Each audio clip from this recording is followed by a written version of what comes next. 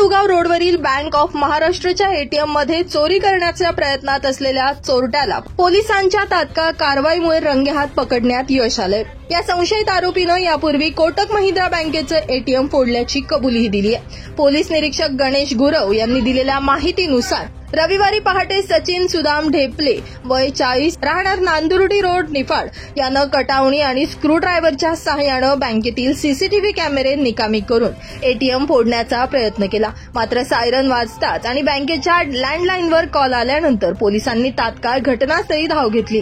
पोलिसांनी घटनास्थळी पोहोचताच आरोपीनं बनावट पिस्तूल दाखवून पळण्याचा प्रयत्नही केला, परंतु पोलिसांच्या सतर्कतेमुळे त्याला अटक करण्यात आली।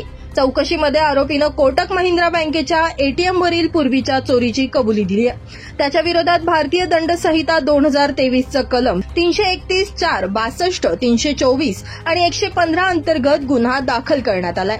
ही कामगिरी पोलीस निरीक्षक गणेश गुरव, सहाय्यक पोलीस निरीक्षक ईश्वर पाटील, पोलीस उपनिरीक्षक बाविस्कर सारुस्ते, पोलीस शिपाई जाधव, सारंगधर, चकोर आणि जाधव यांच्या पथकानं केली आहे। तर पुढील तपास सहाय्यक पोलीस निरीक्षक पाटील हे करत आहेत। ब्युरो रिपोर्ट, नाशिक माझा न्यूज, नाशिक।